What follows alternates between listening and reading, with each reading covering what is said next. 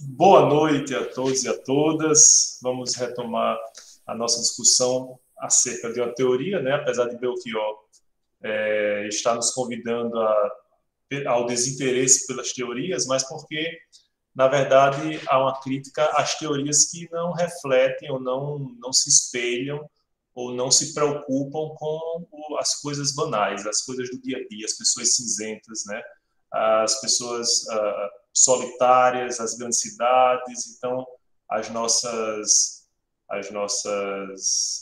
as coisas que nós vemos ou muitas vezes não vemos, mas que acontecem, que ocorrem, que se passam nas nossas cidades. É um pouco profético o que ele falou, né? Porque de alguma maneira a gente vive um tempo muito estranho também, né? Tudo que representou essa pandemia, isolamento e aflição, o medo da morte, a preocupação com a saúde, novos desafios, esse ensino remoto, mas nós estamos aqui, graças a Deus, e nós podemos amar e mudar as coisas, né? Esse é o grande convite que Belchior nos faz. E podemos fazer isso também com a teoria, certo? Hoje a gente vai falar sobre a teoria, uma teoria da ciência do direito, né, a partir daquele texto de Kelsen, justamente rumando do que a gente começou a discutir na aula passada sobre o que é a ciência do direito, né, como é que ela pode ser desenvolvida, seja pela sua abordagem dogmática, seja pela sua abordagem zetética, mas de todo modo ciência do direito. E para isso eu vou resgatar com vocês justamente o debate em torno do texto muito curtinho, né, que foi retirado dos dois prefácios desse livro aqui, de que vocês vão ouvir falar muito ainda, a teoria pura do direito, né, e do jurista Hans Kelsen. Vocês tiveram a curiosidade de saber, de verificar, de pesquisar quem foi Hans Kelsen, assim, qual foi a importância dele para o que a gente está estudando? Outros professores já falaram sobre ele, já ouviram falar sobre ele? Digam aí as primeiras impressões, antes de a gente fazer o sorteio.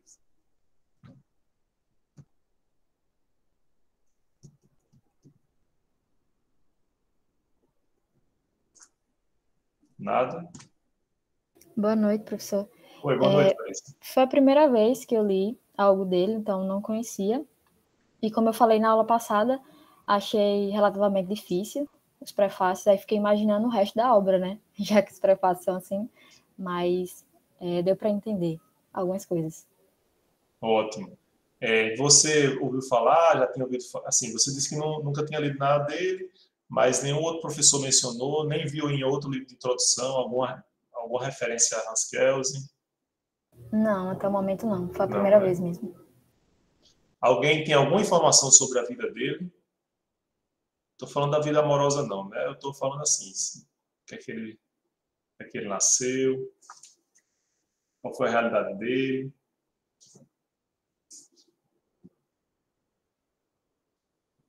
Não? Eu sei que vocês estão ansiosos por fazer a abordagem do texto mesmo. Vou fazer um sorteio aqui, deixa eu ver aqui. Quem está com a câmera ligada? Brincadeira, Rebeca. Aí seria muito tendencioso, né? Pessoal, desse primeiro texto, eu não vou fazer o sorteio. Eu fiz apenas para incentivá-los a ler realmente o texto. Vou pedir para que vocês se voluntariem. Quem se voluntariar vai fazer a exposição do texto. Não se preocupe, não, que eu não vou fazer perguntas estapafúrdias, não. E a gente está aqui. Paulo disse que leu há muito tempo Teoria do Estado. Algo sobre Kelsen, Paulo? Ou você leu Teoria do Estado, Teoria Geral do Estado de Hans Kelsen?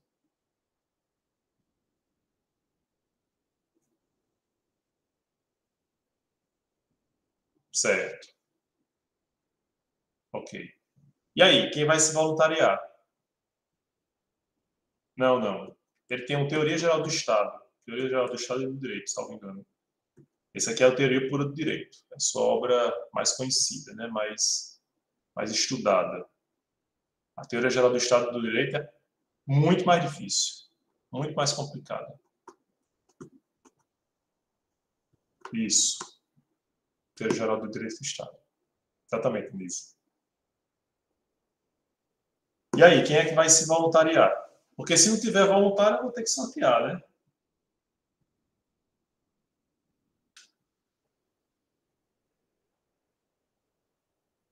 Não, pronto, Letícia, é você. Vamos lá, Letícia, fala aí. Já que se você assim, se voluntariou, de alguma forma se voluntariou, né? Porque você disse que estava com vontade de falar, agora eu tô esperando. Pai, diga aí. O que é que você achou do texto? Ai, professor, eu achei que, assim, eu acho que foi melhor que Kant, pro meu entendimento. Olha aí. Mas não que ele tenha sido fácil, entendeu? Só que foi melhorzinho. Não, eu achei interessante. Eu pesquisei um pouco sobre o autor, aí eu vi que ele era... Diga aí o que é que você pesquisou. Ele foi jurista e filósofo, né? Eu acho que é austríaco. Isso. Assim. Aí eu fiquei um pouco perdida na teoria pura do direito dele, que é o que ele aborda um pouquinho, né, na leitura. Exato. São prefácios a essa obra que se chama Teoria Pura do Direito. Perfeito. Sim. Mas eu entendi que, tipo assim, ele quer a autonomia da ciência jurídica. Isso. Ele quer, tipo, conferir uma pureza nela, dando um método e um objetivo que seja só dela. Isso. Aí ele quer libertar, tipo, conhecimentos filosóficos e sociológicos, pelo que eu entendi. E distanciar isso das ciências naturais, eu acho, é assim que ele fala. Volta aí um pouquinho nessa parte que você falou. Ele quer o quê? Tipo, libertar de especulações filosóficas e sociológicas. Certo. A teoria do direito, né? Isso. A teoria do direito. Aí, deixa eu só perguntar uma coisa. Muitas vezes se fala que Kelsen, ele não admite a interferência de outros ramos do saber no direito. Aí eu pergunto a você especificamente, Letícia, pelo que você leu, você acha que a pureza que ele prega é da ciência do direito ou do direito? E não sei não. Não. Ai, professor. Sei não. Alguém poderia ajudar, Letícia? Professor? Para não tirar zero na primeira unidade? Professor, eu acho que ele não trata a pureza no direito, até porque o direito ele vai sofrer influência de outras áreas. A proposta é a pureza na teoria do direito, na ciência do direito. Na ciência do direito. Perfeito, Larissa. Vocês conseguem compreender a diferença entre a pureza do direito e a pureza da teoria? Eu acredito que, em relação à ciência do direito, seria a normatividade. Seria as noções normativas. A pureza nesse viés. E não no direito como um todo. A pureza da ciência do direito ou da teoria do direito seria uma maneira de blindar a ciência do direito da influência de outras ciências. Sim. Mas, vejam o título da obra, Teoria Pura do Direito. Né? Então, quando vocês atribuem o qualificativo, o adjetivo da pureza à teoria, é a teoria pura do direito, não é a teoria do direito puro. Né? Então, vocês estão... Kelsen fez uma sinalização de que a pureza que ele persegue tanto é da ciência do direito, não do direito. Certo? Ele, obviamente, não defendeu, não, o direito é puro, ele não pode se contaminar com conhecimentos da medicina, ou da informática, ou da geografia, ou da sociologia, ou da política, não. O direito é basicamente uma mistura de tudo isso. A gente falou sobre ele nas aulas anteriores. O direito ele se vale, inclusive, de conhecimentos de outras ciências para que ele seja criado, para que ele seja aplicado. Mas a ciência, essa sim precisa ser pura. Não pode haver contaminação de metodologias, de abordagens de outras ciências dentro da ciência do direito. É isso que ele quis defender. Pois não, Rebeca? Boa noite, professor. Boa noite, Rebeca. Professor, eu achei o texto muito difícil, até um pouco mais difícil que Kant, mas eu tive algumas dúvidas, eu posso perguntar para o senhor? Não sei se pode. faz sentido. Ou para a Letícia também. Letícia está aqui à disposição. Não, Rebeca, pode perguntar para ele. Deixa eu ver aqui as minhas anotações. Sim, nesse trecho que ele fala, desenvolver uma teoria jurídica pura, purificada de todas as ideologias... não, desculpe, errei. Não, desculpa. Lá no iniciozinho, no prefácio da primeira edição? Sim.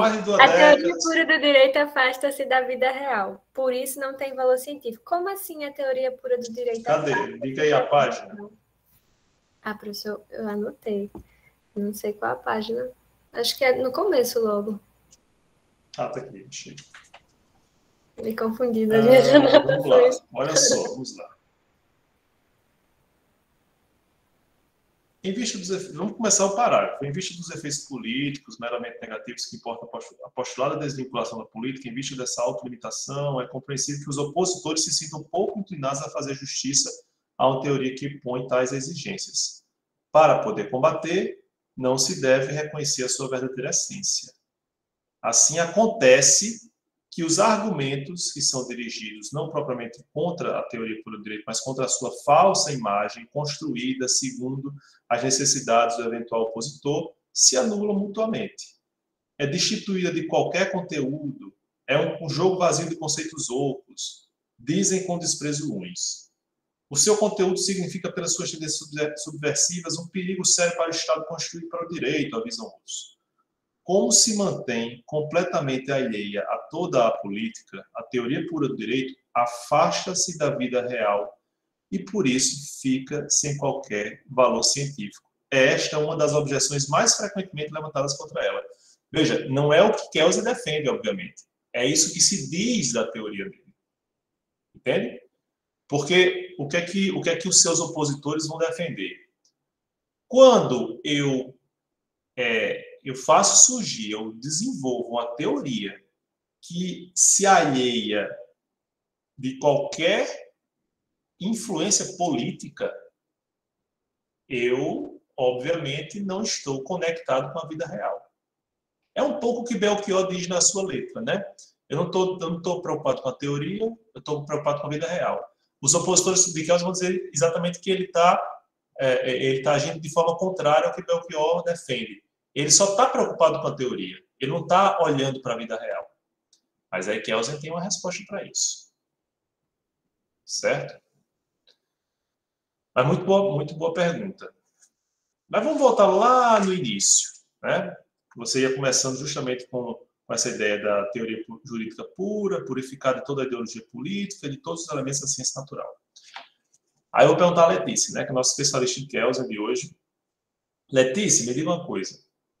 Você percebe nesse primeiro parágrafo da primeira edição, do prefácio da primeira edição, uma distinção entre o que ele chamou de ciência do direito? Eu vou até facilitar para você. Ele tem uma denominação específica para a ciência do direito. Ele não chama ciência do direito. Ele tem uma palavrinha que ele utiliza ao longo desses prefácios, que significa ciência do direito. Vocês sabem dizer qual é? Eu não sei se é o que eu ia perguntar para você, porque eu ia perguntar sobre jurisprudência. Isso, exatamente. Eu acho que é ela a palavrinha. Exatamente. Mas veja como ela está grafada. Ela está grafada com a inicial J maiúscula, né? Então, o que a gente diz, fazendo um spoilerzinho do que a gente vai ver lá em Fontes do Direito, no final do semestre. Jurisprudência, geralmente a gente, quando ouve essa palavra, inclusive na mídia, né, nos jornais e tal, jurisprudência quer dizer o quê? Uma série de julgados em tribunais em determinado sentido. Mais ou menos isso, certo? É o que nos interessa por enquanto. Só que a jurisprudência com J maiúsculo aqui, que Kelsen utiliza, é como a jurisprudence, né? A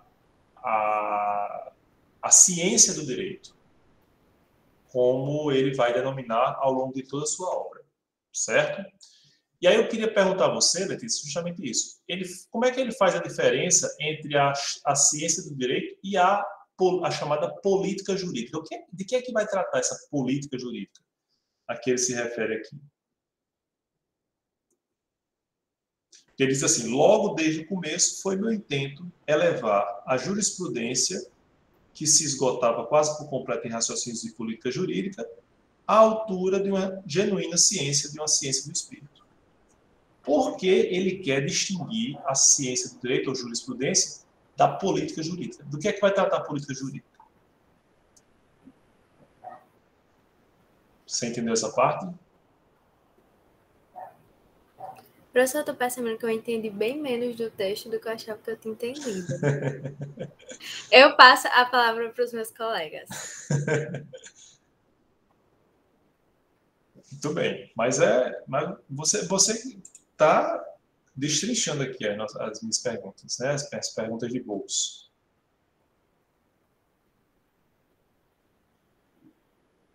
Alguma... Professor, Oi, eu não sei se Larissa. eu estou muito enganada, mas eu acho que ele está se referindo a decisões quando fala em política jurídica. Ou algo desse Também. tipo, a formação do Exato. direito e decisões, alguma coisa assim. Exato. Veja só. A Sara colocou até aqui. Larissa falou em decisão, Sara disse a política jurídica seria o próprio direito para ele? Mais ou menos. O que é que a política jurídica em que é que a política jurídica vai atuar, pessoal? No direito. O que é que a política jurídica faz? A política jurídica vai se preocupar com a formação do direito ou com o conhecimento do direito? Acho que é formação. Formação, exatamente. Ficaria para a ciência jurídica, né? Perfeito. Olha só o que ele vai falar. Importava explicar não as suas tendências endereçadas à formação do direito, isso é coisa da política jurídica, mas as suas tendências exclusivamente dirigidas ao conhecimento do direito. O papel da ciência do direito é conhecer o direito. O papel da política jurídica é formar o direito. E aí, por isso que você está certa quando associa a política jurídica à decisão. Quando o juiz está julgando um litígio, quando ele está resolvendo um conflito lá, que chega a sua competência, né? O que é que ele faz? Ele atua como político do direito, certo? Não é aquela deturpação, atentem, não é aquela deturpação do juiz que faz política. Isso é outra coisa. Kelsen vai dizer que a função do juiz é estritamente política, no sentido de que ele formula, ele cria o direito. Ele cria um direito para o caso concreto. Mas o legislador também atua com a política do direito, porque ele escolhe, ele elege padrões de conduta. Querem ver? Por que é que no Brasil a gente tem a imputabilidade penal só a partir dos 18 anos? Aí vocês vão dizer, não, professor, mas é porque biologicamente a pessoa tem maior capacidade de entendimento só depois de 18. Então quer dizer que se você for por um critério biológico, eu iria ter que analisar caso a caso se alguém tinha capacidade de ter esse discernimento. E aí eu poderia atingir pessoas de 16 anos, eu poderia atingir pessoas de 35 anos, né, que ainda não amadureceram, certo? Então, o que é que o legislador falou? Eu vou eleger, eu vou escolher. 18 anos, pronto. É um critério objetivo, certo? Abaixo de 18 anos, você não é punido como um adulto, você é punido, eventualmente, como um adolescente em conflito com a lei. Acima de 18 anos, você assume plena imputabilidade, a não ser que haja um problema, um outro distúrbio que o impeça de ter a sua ação conformada com a sua razão, certo? Bom, vejam então que o legislador cria o direito. E essa é uma atitude de política do direito. O juiz cria o direito, porque duas pessoas estão se digladiando e ele diz, não, a regra aqui que vai prevalecer entre vocês vai ser essa. Não estou falando com você. A regra que vai prevalecer os dois vizinhos estão brigando porque eles querem saber o que fazer com a árvore que está entre as duas casas. E aí o juiz vai dizer, nesse caso, tem razão o vizinho A ou o vizinho B, certo? É uma criação de uma regra. Além do vai dizer, nos casos em que o vizinho A estiver debatendo o vizinho B e a árvore estiver a tantos centímetros, não. Ela vai dar uma regra abstrata e aí o juiz vai aplicar o direito criando uma regra específica, certo? É possível também que os juízes, os tribunais, criem regras abstratas. Hoje a gente vê, por exemplo, as súmulas vinculantes ou acórdãos que, inclusive, têm repercussão geral no âmbito do Supremo Tribunal Federal, que vão possibilitar esse acerto generalizado para vários casos, certo? Mas, via de regra, são decisões de casos concretos. E a ciência apenas conhece. A ciência apenas se apropria dessas regras, de fatores sociais e tal, e vai ter uma postura avalorativa. Porque, vejam, quando o legislador ele disciplina determinada situação, diz que a idade é 18 anos, ele toma partido, ele opta por uma das possibilidades. O cientista do direito, não. Ele apenas anuncia as possibilidades de interpretação e aí outra pessoa vai decidir, seja ele o legislador, seja ele o juiz, magistrado. Certo? Mais ou menos? Está melhorando? Pois não, José. Deixa eu ver aqui. O José está colocando aqui. Comparando com o texto de Ferraz, nesse caso seria como se a jurisprudência fosse uma teoria zetética e a política jurídica uma dogmática. Na verdade, a jurisprudência para Hans Kelsen é estritamente dogmática. Porque ele tem um ponto de partida. Né? Qual é o ponto de partida? A norma jurídica. Então, o cientista do direito vai dizer, bom, eu preciso aplicar aqui o artigo 108, né, o artigo 106 da Constituição do Estado do Rio Grande do Norte. E diz assim, leis de iniciativa do Poder Executivo estabelecem plano plurianual, etc.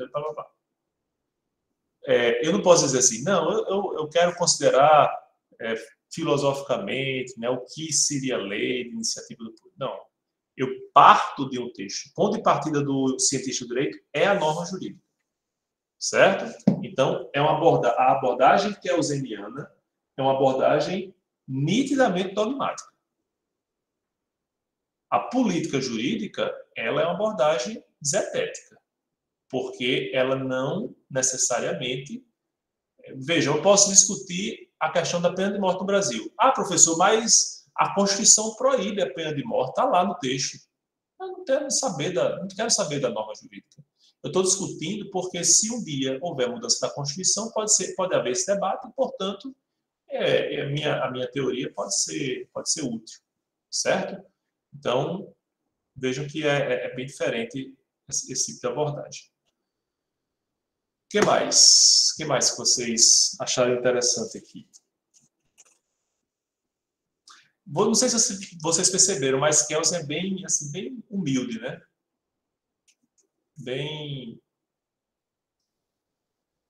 Ele diz assim, que ele fala sobre os críticos e tal. Ele é debochado. Exatamente. Olha como é que ele fala. Também não é pequeno o número daqueles que, sem se confessarem adeptos da teoria pura do direito, em parte, sem a mencionar, ou até mesmo rejeitando-a aberta e pouco amistosamente, ou seja, aqueles críticos que nem sequer leram muitas vezes, e vocês vão se deparar muito com esse tipo de crítico de Kelsen, infelizmente, tomam dela resultados essenciais. Para estes, particularmente, vão os meus agradecimentos, pois que eles, melhor que os mais fiéis adeptos, demonstram, mesmo contra a sua vontade, a utilidade da minha doutrina. E aí, em outro momento, em outra passagem, ele diz o seguinte: olha, o povo da esquerda diz que me critica, o povo da direita também me critica, né? Então, na verdade, isso só corrobora que a minha teoria é perfeita, porque isso mostra que a minha teoria não carrega nenhuma carga valorativa e, portanto, serve para os dois e serve para a crítica dos dois, porque eles sim se apegam à ideologia para impor a sua compreensão da ciência do direito, certo? O que mais que a gente poderia falar aqui? Olha só. Até para reforçar o que eu falei em relação à pergunta de José, a pergunta muito interessante de José. A ciência do direito, segundo Kelsen, aqui na página 12, ela pode ser entendida como um desenvolvimento ou desimplicação de pontos de vista que já se anunciavam na ciência jurídica positivista do século XIX. Então, a gente vai ver na segunda unidade o positivismo jurídico do século XIX, e aí a gente não pode confundir o positivismo jurídico do século XIX com o normativismo keynesiano do século XX. Mas existe essa inegável ligação, né? Na verdade, Kelsen vai aprimorar a teoria positivista do direito para lançar ainda mais luzes sobre a necessidade de discutir uma verdadeira ciência do direito.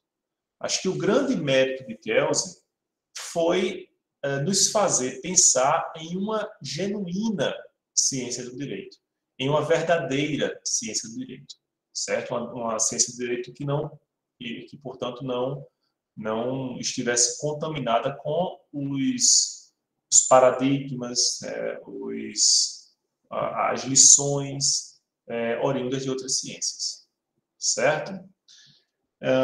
O que mais? Ele diz assim, olha, a renúncia ao enraizado costume de, em nome da ciência do direito e, portanto, fazendo apelo a uma instância objetiva, advogar postulados políticos que apenas podem ter um caráter altamente subjetivo. E, obviamente, com isso ele vai dizer o seguinte, olha, muitas vezes essa ciência que eles achavam que era a ciência jurídica, né, que eles estavam dizendo aqui, que não era uma ciência pura, no fundo só faziam a defesa de postulados ideológicos. Não é isso que eu quero. Eu quero defender aqui uma ciência que realmente haja de maneira a permitir ao cientista uma posição axiologicamente neutra, ou seja, sem essa carga valorativa na definição do seu trabalho, certo? Vamos lá. O que mais que a gente pode colocar aqui, pessoal? Diga aí, alguma dúvida sobre o texto? Professor, eu queria saber se ele tem alguma coisa a ver com o termo justpositivismo que tem num vídeo, que eu não entendi muito bem o vídeo. Aí eu queria saber mais sobre esse termo, assim, queria saber se tem alguma relação com ele. Perfeito, ótima pergunta, Mariana. Ele mesmo coloca aqui, né, nesse texto que eu li, né, que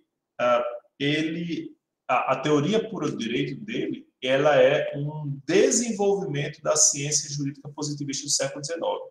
Então, assim, é como se fosse um positivismo jurídico, um justpositivismo requintado, né? Não vou dizer requintado, vou dizer assim, é mais bem desenvolvido, mais bem trabalhado, certo?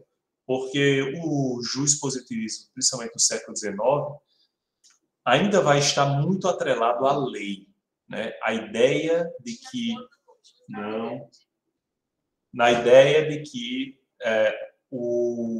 o que se conhecia como direito era exatamente nada mais do que a lei, do que o texto da lei, certo? Não por acaso, os idólatras do Código Civil Napoleônico diziam que eles não estudavam o direito civil francês, eles estudavam o Código Civil francês, certo? Ali se resumia o direito, ok? Kelsey já vai dar um upgrade nessa visão. Bom, o que mais? Alguma outra pergunta para...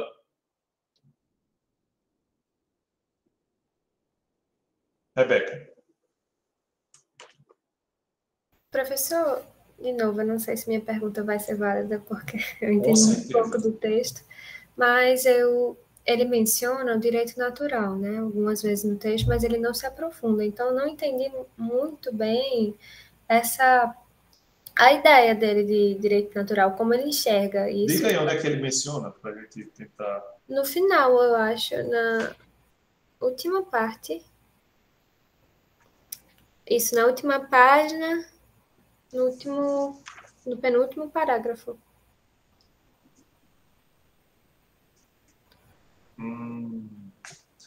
Vamos lá nesse penúltimo parágrafo.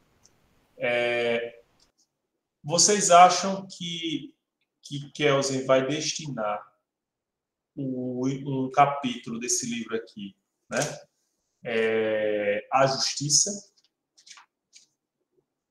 Você acha que é uma preocupação da ciência do direito à justiça? Porque a gente, assim, desde... Larissa disse que não. Mas como assim que a gente vê falando, escuta falando desde o princípio do curso, né? O objetivo do direito é realizar a justiça, né? Hervada disse que o justo, ele é o que cabe a cada um e, portanto, é o próprio direito, né?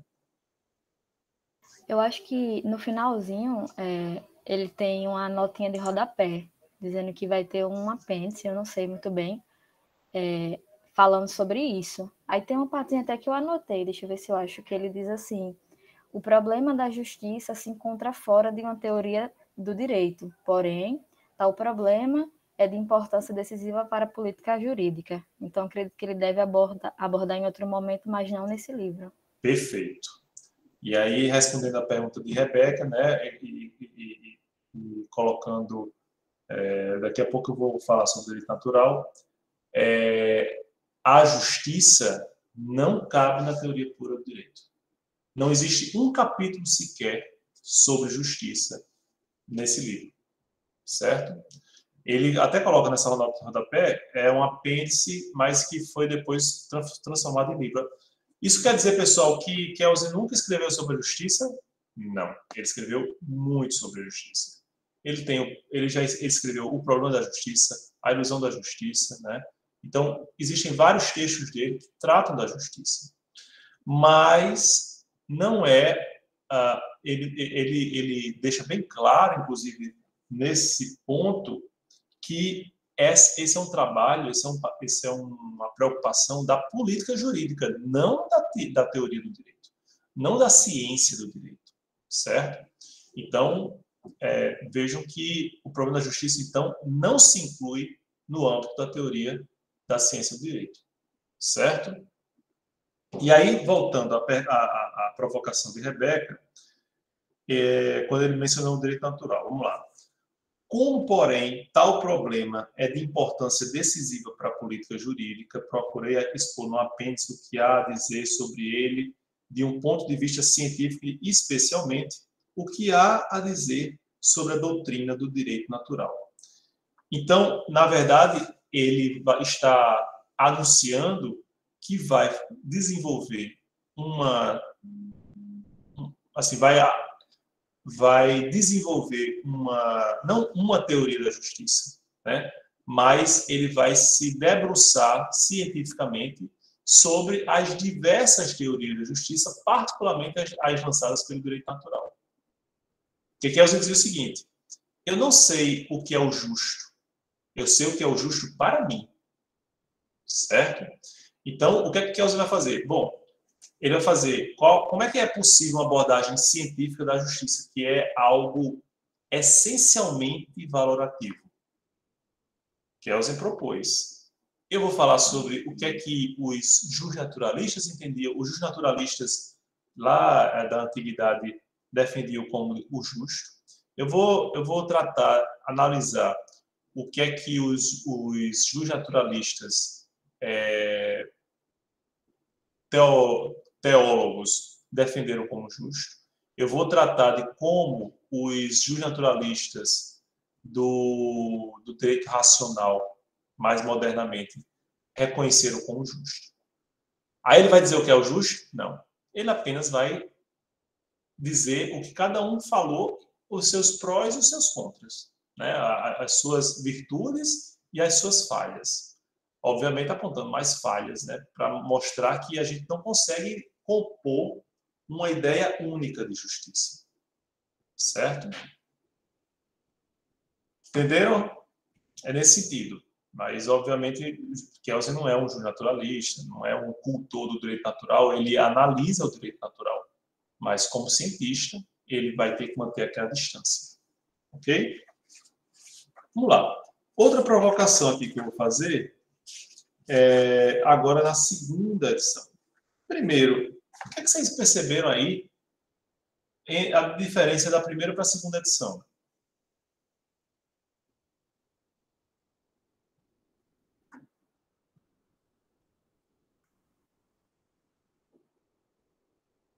Vamos para uma coisa banal. A cidade é a mesma? A cidade em que ele escreveu, em que ele terminou de escrever um texto e o outro?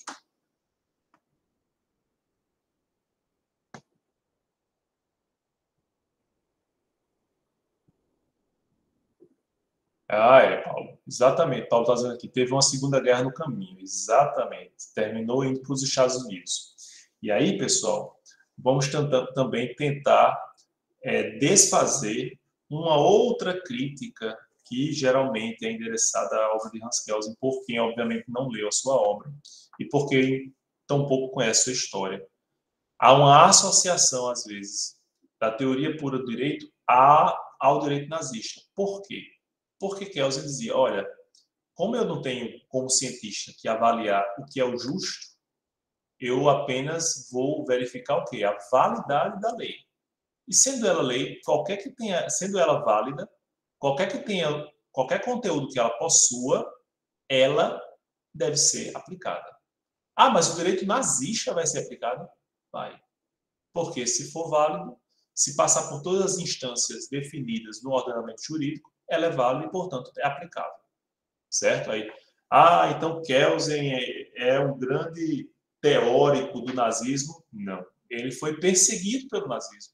Ele teve que se radicar nos Estados Unidos, né? Por isso que a gente vê a primeira edição em Genebra e a segunda edição em Berkeley, porque foi na Califórnia que ele terminou desenvolvendo, né, a continuidade dos seus estudos, certo? Das suas pesquisas. Então, jamais poderemos associar a teoria kelseniana ao direito nazista. Muito pelo contrário, um dos seus maiores críticos, né, um dos seus maiores antagonistas, esse sim, Carl Schmitt, esse sim foi um grande inspirador do direito nazista, né? Então, assim, a gente tem que deixar bem clara essa dissociação. Ele foi perseguido pelos nazistas. Outra coisa importante, quando ele vai falar sobre ciências naturais, ele vai dizer o seguinte, olha, as ciências sociais, as chamadas ciências do espírito, né, ele fala sobre ciências do espírito, elas naturalmente são muito contaminadas pela política, né? Então, assim, se você observar, vamos lá, um retrato dos tempos de hoje. Por que é que há um interesse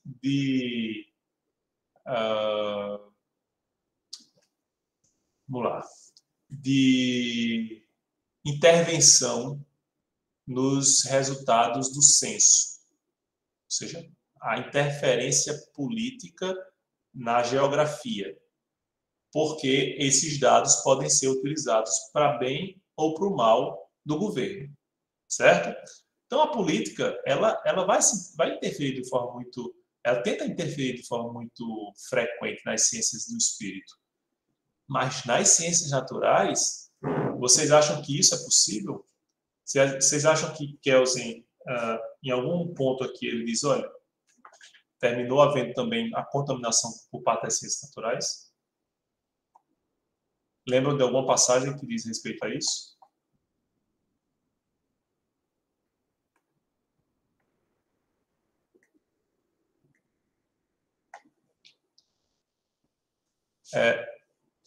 Há uma passagem que ele deixa isso bem claro.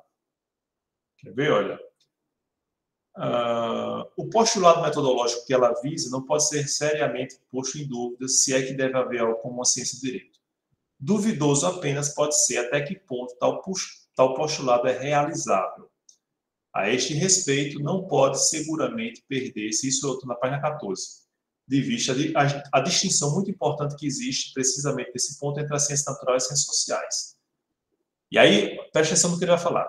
Não que a primeira, ou seja, a ciência natural, não corra qualquer risco de os interesses políticos procurarem influenciá-la.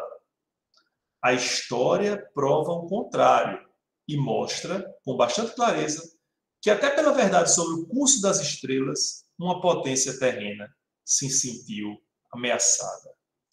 Então, aqui ele vai fazer menção à perseguição por parte da Igreja Católica, por exemplo, de todos os seus postulados que começaram a ser colocados em xeque com o desenvolvimento da ciência. No momento em que eu teria que abandonar o geocentrismo, o criacionismo, né? Essa potência política interveio, inclusive, na produção, no controle das ciências naturais.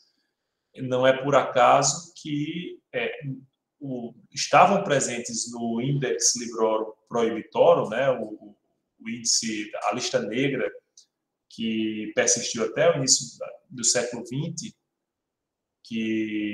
dos livros proibidos, vários livros das ciências da natureza, certo? Até hoje, pessoal, há quem defenda o terraplanismo, por exemplo, por questão ideológica, desconsiderando outras evidências científicas de que a Terra não é plana, né? Há quem seja contra a vacina, também por questões ideológicas. Então, hoje, mais do que nunca, a gente vê essa interferência da ideologia, ou, conforme a nomenclatura de Kelsen, da política, né, também nas ciências naturais. Então, infelizmente, a gente não conseguiu se ver livre dessa influência.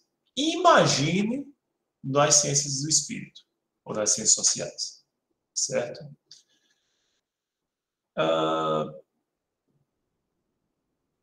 Para concluir, pessoal, aqui no finalzinho, acho que na segunda...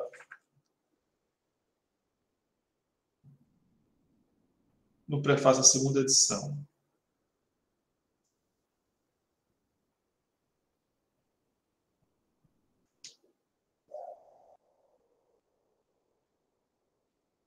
Não, acho que isso aqui a gente já falou. Okay. Mais alguma dúvida?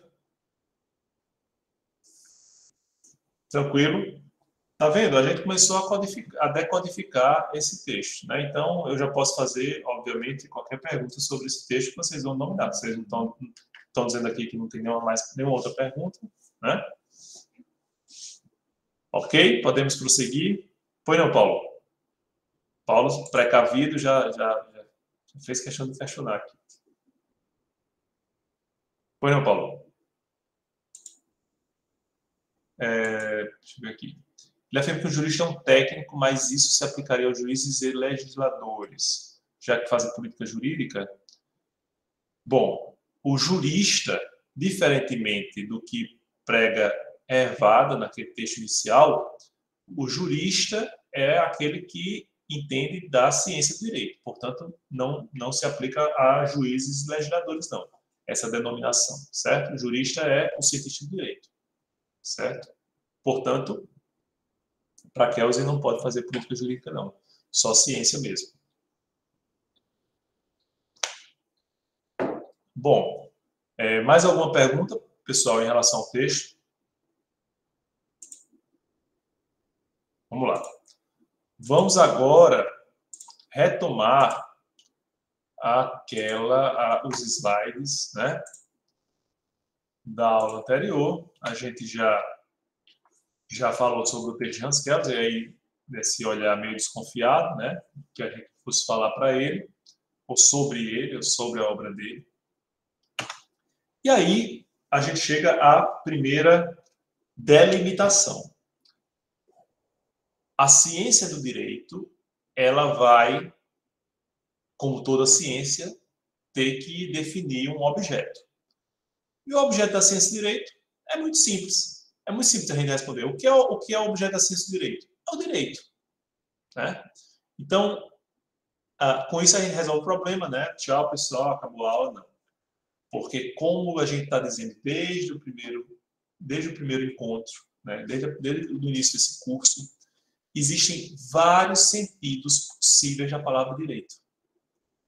Então, essa solução, que teoricamente se apresenta como muito simples, ela é muito complexa. Porque a gente tem várias possibilidades de entender, de compreender o que significa direito. Certo? Então, vamos lá. Direito é só a lei? Direito é lei e fato? Né? O fato faz parte do estudo. O cientista do direito, ele se preocupa com o fato? Como a lei está sendo aplicada?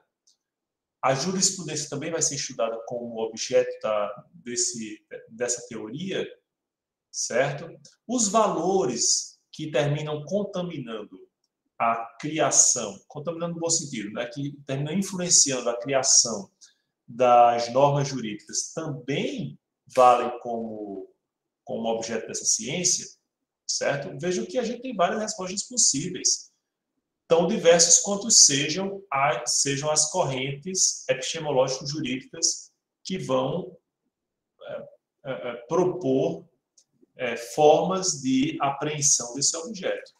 Uns vão considerar, vamos lá, o positivismo jurídico vê o direito positivo como objeto da ciência do direito. O justnaturalismo vê como direito natural o objeto da ciência do direito. As correntes da teoria crítica, seja de matriz marxista, seja de origem essencialmente marxista, ou as mais modernas teorias críticas, por exemplo, a ideia do direito alternativo, ou uso alternativo do direito, elas vão incluir dentro da própria preocupação do cientista do direito aspectos sociais, aspectos culturais, certo? Ou seja, o fato também vai ser muito importante nesse estudo.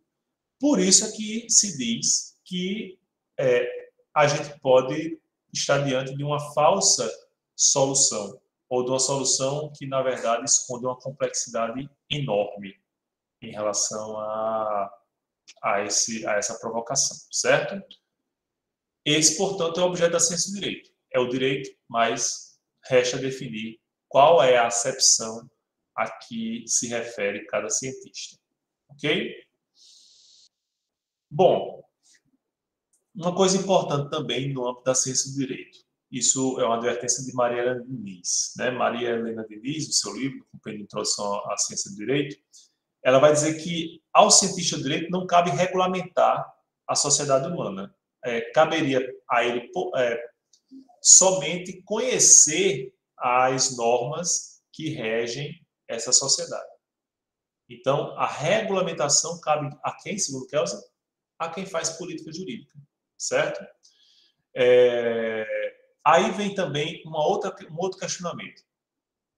A gente já viu que a Ervada trata da mesma maneira a ciência prática da arte, certo? Mas há quem vá fazer uma distinção entre a ciência, que é o saber, e a arte, que é o saber fazer. Obviamente, a ciência do direito pode ser tida como uma ciência prática, no sentido de Ervada, mas não deixa também de possibilitar uma abordagem especulativa, né? De especular, de retratar sem necessariamente fazer a prática, né? A atitude de construir esse direito, certo? E sabe qual é um grande problema, pessoal, vivenciado no âmbito da ciência do direito? A chamada complexidade. E o que se diz muito frequentemente é que a ciência do direito, termina sendo muito volúvel. Porque, vamos lá, vamos supor o seguinte exercício. Vou voltar aqui para ver vocês. O seguinte exercício. Vocês, nos seus escritórios, recebem, né, um cliente desesperado dizendo: meu advogado, minha advogada, eu estou preocupado porque eu passei do sinal vermelho. E aí eu queria que vocês, como advogados e advogadas, me dessem aqui possíveis justificativas que fizessem com que ele não recebesse essa multa. Digam aí. Vamos ver agora se vocês já estão preparados. O João colocou aqui: uma ida urgente ao hospital, caso de vida ou morte. O cara não tinha que parar o sinal. Ele olhou para o lado e para o outro, não tinha perigo e ele tinha ele tinha como prosseguir. Paulo colocou aqui: a foto da multa não mostra o farol vermelho. Esse é um problema, porque a foto é preta e branca, né? Mas vamos tirar esse aspecto, né? Vamos imaginar aqui que seja por exemplo, um amarelinho, que nem amarelo na verdade é mais um verde, né? Que mais? Que outros argumentos? É verdade. Que outros argumentos? Indo socorrer alguém, Leila colocou aqui, exato. Você está ali na iminência, aí o valor vida vale mais do que simplesmente uma regra de trânsito, né? O que mais? Deu passagem para uma ambulância que vinha atrás, João colocou aqui. Impossibilidade de enxergar o farol, muito bem, Paulo. Às vezes, existe uma árvore que está impedindo a visibilidade do farol, né? Muito bem. O João colocou o carro de polícia, tá em perseguição, né? Ele vai desobedecer aquela regra. Iminência de assalto, sequestro, ameaça à vida. Eu, por exemplo, saio daqui às 10 horas da noite, passo por um trecho bem esquisito aqui, das cercanias aqui desse bairro, e, obviamente, não tenho muita segurança de parar em sinal, não, né? Seria uma justificativa possível. Exato, Paulo. Tem cidade que desativa o radar não, a fotografia depois das 22 horas, exatamente, por causa da segurança, ou da insegurança. E aí, pessoal, a gente vê que existem vários argumentos que eu posso utilizar para me ver livre da sanção da lei, né? Aí vão dizer: por isso que o direito não pode ser como ciência, não pode ser tido como ciência. Existe uma diversidade tão grande de entendimentos de juízes. Cada juiz interpreta a lei de uma forma. A gente vai ver cheio de advogado enrolão, promotor enrolão, que só quer interpretar a norma para satisfazer o seu interesse, né? O interesse daquele que ele defende, né? Como é que isso pode ser tido como uma ciência, pelo amor de Deus? E aí, o que é que vocês responderiam?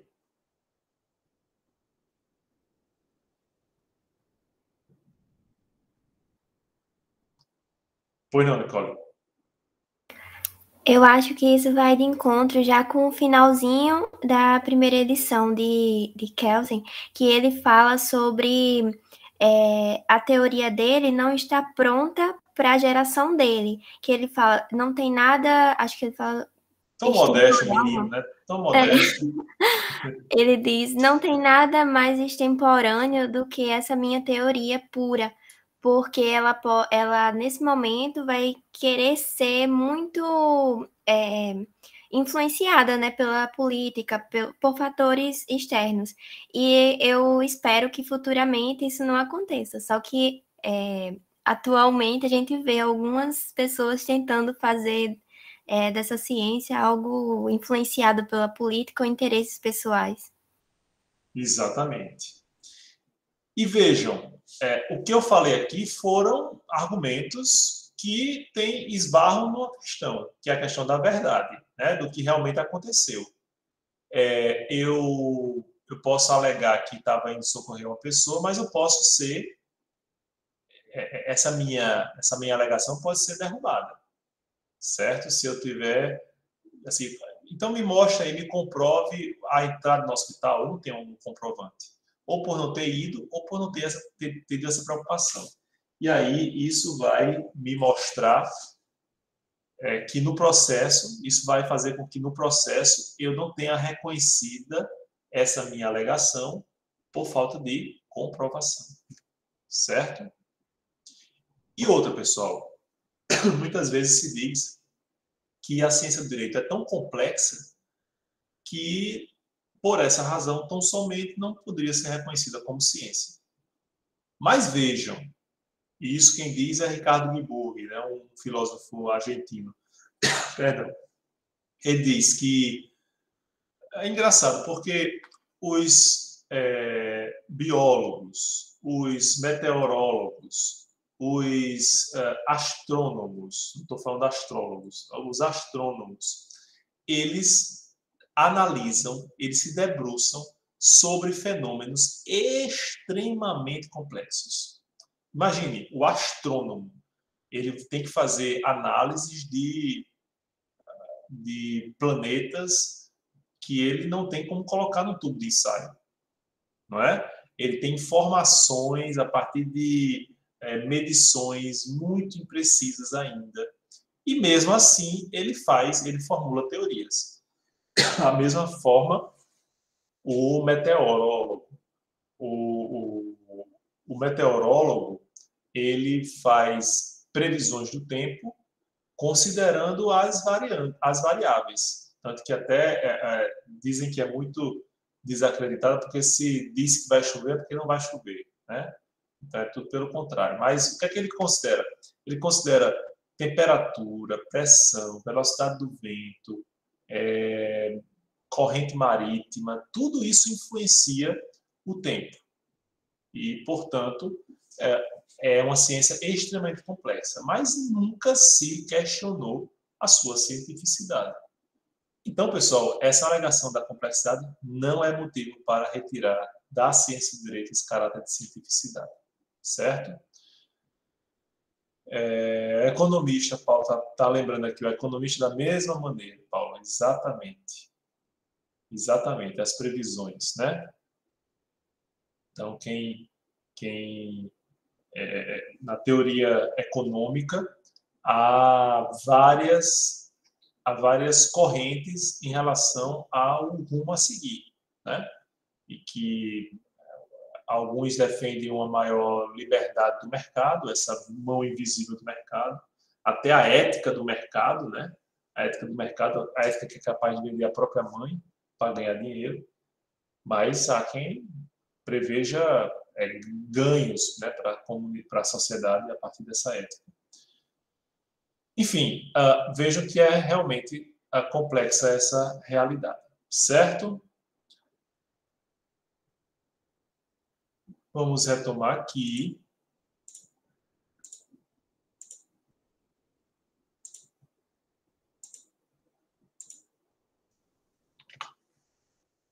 Outra questão importante, pessoal, para a gente enfrentar, a partir dessa provocação, né, desse exemplo lá do semáforo, é a questão da verdade e da opinião.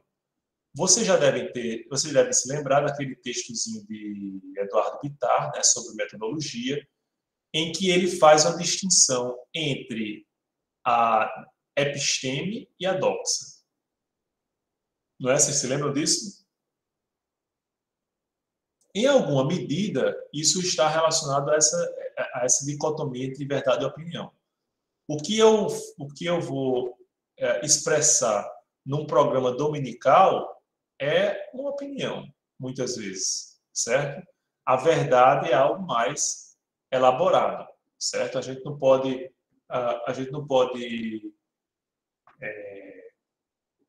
muitas vezes definir o todo, uma verdade perene e absoluta, até porque a refutação das teorias científicas ou dos postulados científicos é, inclusive, uma das características da sua cientificidade, segundo Karl Popper, né, como a gente já viu, mas também a gente não pode se contentar com a mera opinião. E a mera opinião, ela vai estar condicionada a algumas limitações, né? Então, por exemplo, a linguagem. Eu posso dizer que um texto de lei ele possa ter várias interpretações, mas eu vou ter um limite, que é a linguagem. Quando eu digo que o menor de 18 anos no Brasil se submete a, tendo ele cometido um crime, se submete a um processo de apuração de ato infracional e não de apuração de crime, eu vou esbarrar em algumas situações. Primeiro, o que significa 18 anos de idade?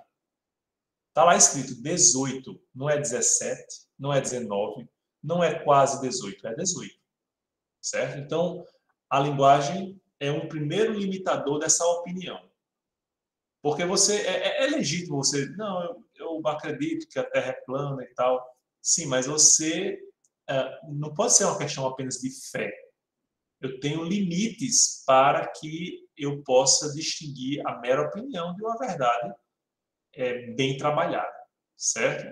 Argumentação lógica. Eu não posso dizer que eu vou assumir a postura anticorrupção aqui e, anos depois, eu defender exatamente o contrário. Não há uma coerência lógica. Ou, por exemplo, defender... em um momento você se colocar como crítico ao centrão e depois se compor com o centrão, certo? Da mesma maneira, ser crítico a determinado partido e depois se compor com ele. Não há uma coerência lógica, não há essa argumentação, ela termina se fazendo ruir também. E, obviamente, o texto da norma também é um dos limitantes, certo? Há uma discussão interessante também nesse ponto, em relação à verdade e opinião, que é a questão dos pareceres encomendados. Não sei se vocês já ouviram falar, mas quando uma pessoa fica muito famosa na área do direito, às vezes ela é chamada para emitir pareceres. Vamos lá. Os serventuários da justiça estão postulando...